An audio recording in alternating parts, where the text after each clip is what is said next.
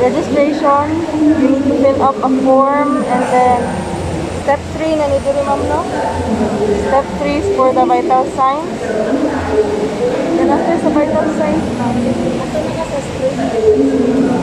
step 4 is for the screening lang. Ano sa'yo mo name, ma'am? Luciana Gallardo. So, nataron sa complex for the vaccine. Wala ko kadawat sa text. So, gitawagan ko pag 11 na wala ko niya. Hindi ko wala ko kadawat sa text. Hindi mo siya pag-order din ma-send.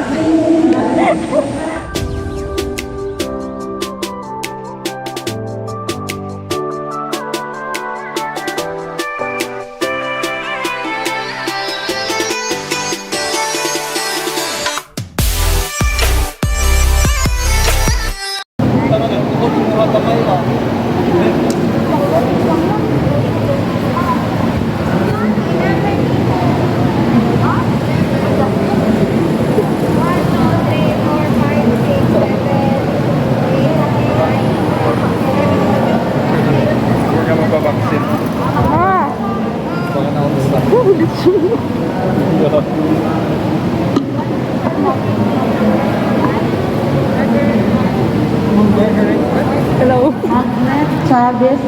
Sa right ka? Ay, right-handed ko sa dere. Ito sa left. Hello, documented kayo ha? No.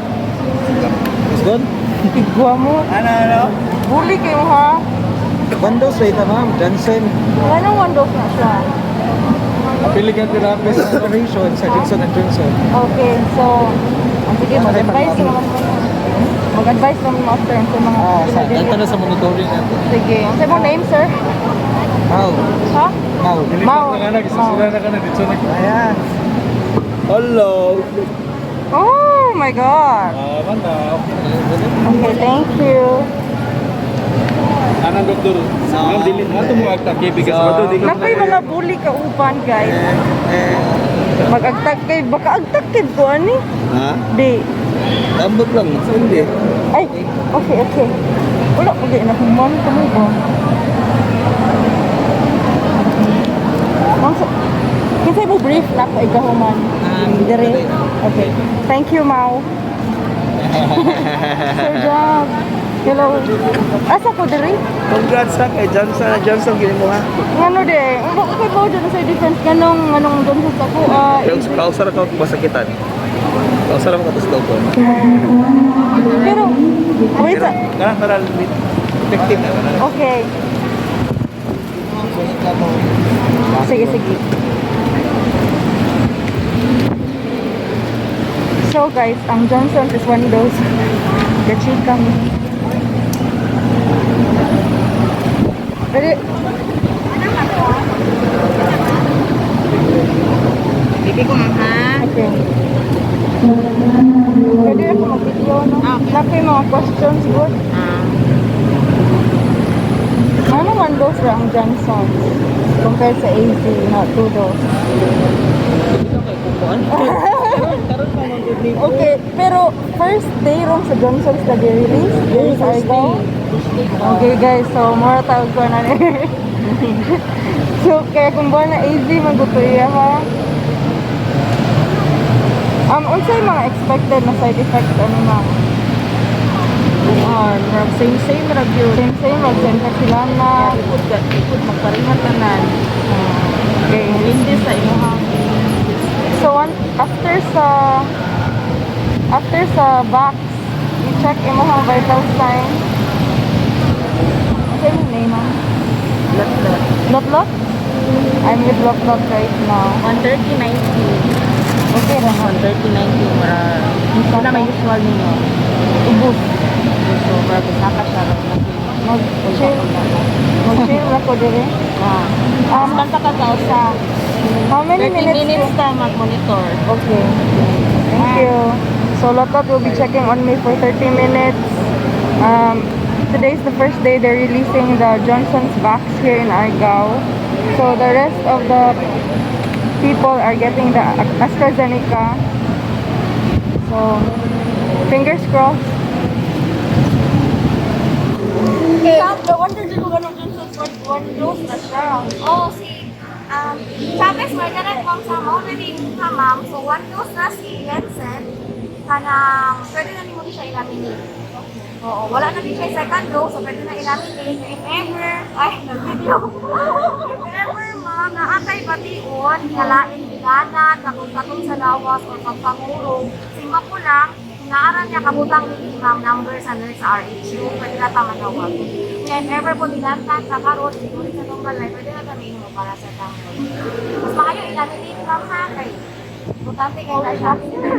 Thank you ma'am. Hindi sa mauli ma'am, 30 minutes pa lang. Okay. Okay. Okay. Thank you. Ma'am. So, fully vaccinated na siya, guys. Okay? Thank you so much. Shout out to Dr. Jatupuan Batalagot for helping me out. Wala dito yung certification. Nabilin. Okay na po nakapa-check sa akong doctor and wala na po po yung resita because over the counter man ang salbutamol. So for asthmatics, needed a med cert. So thank you so much Dr. Batalagot for helping me out. Because without you, dili ko ma-vaccinate ko. So thank you so much to Iris as well, sa iyang wife. Thank you so much everyone.